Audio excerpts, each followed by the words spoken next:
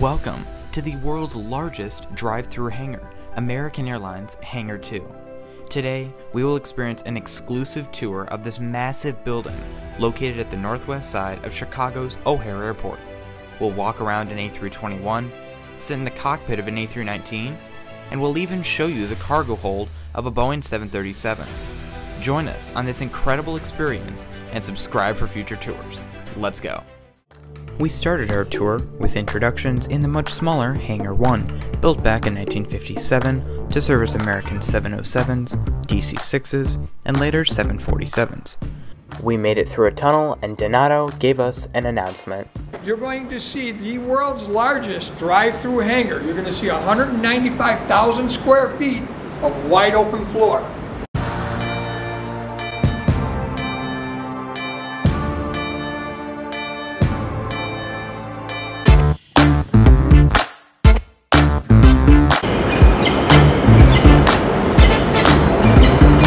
Aircraft power, they got house air, they got house electric. This bigger plug right here is for those big aircraft jacks. Next, we made our way across this massive building to explore a very interestingly painted aircraft. It isn't exactly painted like our standard airplanes.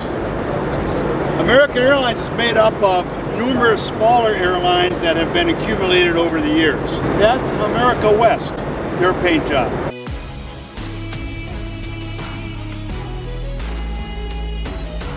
Next, we were shown the A319 brake. With 9 brake pads, it's able to slow a 175,000-pound airplane in just under 6,000 feet of runway.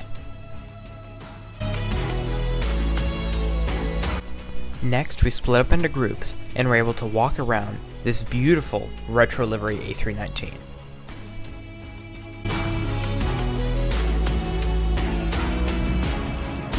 Here, you can see where the APU, or Auxiliary Power Unit, is located.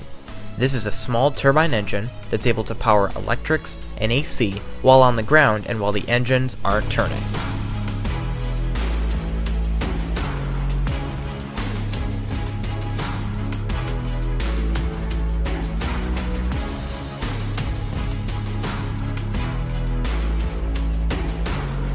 Once this tire has had its life expectancy on the airplane, they actually give them to us because the jet bridge wheels on the jet bridge are old aircraft tires that they can't use on the airplanes anymore, and then we recycle them and we reuse them on the jet bridges. In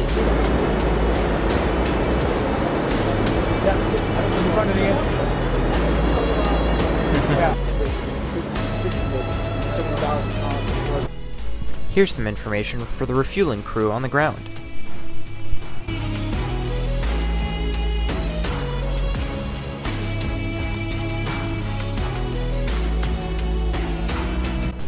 Interested what that spherical pattern in the center of the engine does?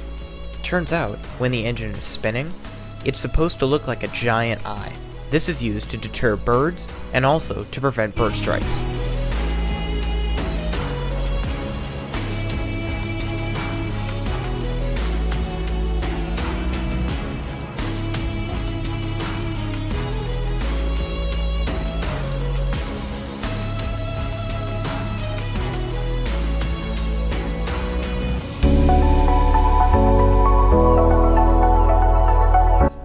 Now it was time to head over to Hangar 1, where our A319 was waiting for us to step aboard.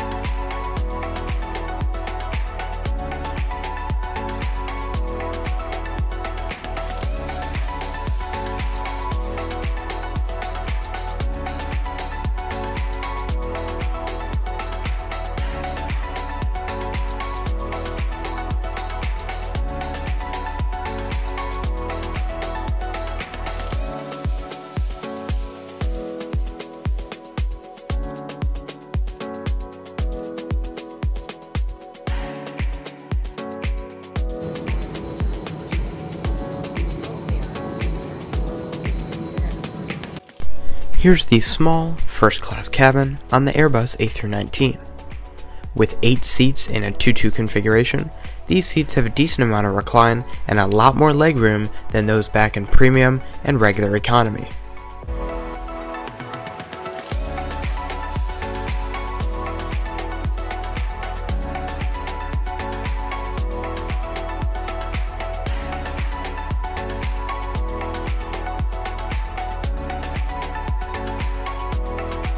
Permission to come aboard. Permission granted.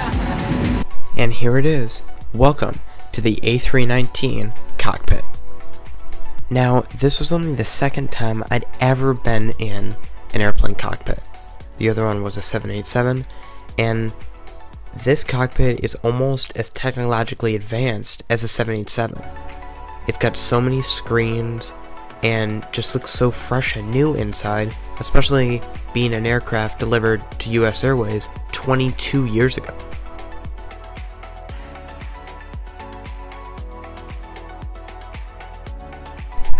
Here, Gary was showing us what the different fuel tanks have. One in the left wing, one in the right wing, and one in the center of the aircraft.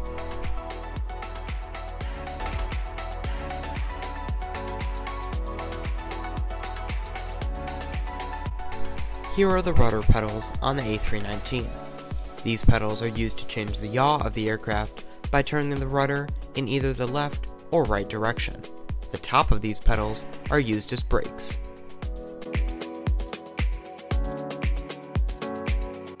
Here's where the famous saying, 3 greens, comes from. 3 greens indicate 3 downward-facing triangles that indicate that the nose gear and 2 main gear are down and ready for landing.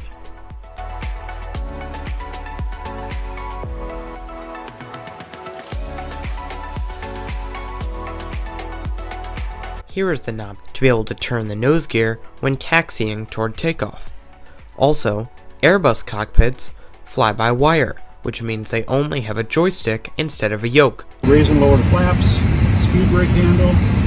It'll retard or deploy the speed brake switch on the top of the wings. The panels that come up. That's why if you're landing and it says retard, And runway priority. retard. full Yeah. speed brake? Yep. Okay.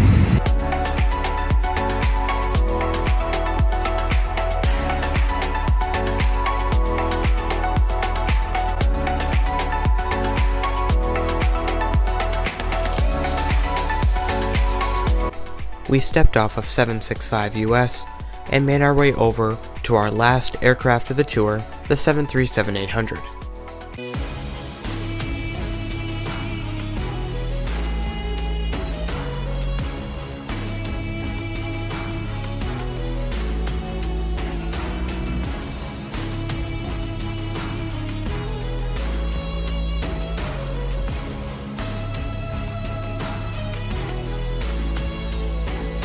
Here is the electrical room, or should I say crawl space. This area can hardly fit a human, but holds so much technology within it to power the aircraft. Now, let's step inside the forward cargo hold. This cargo hold is heated and has a supply of oxygen, so you can check animals or pets through this area without having to worry about their health and safety. This is why it costs a lot if you want a big bag. I mean, I can't stand up. I'm just kneeling in here.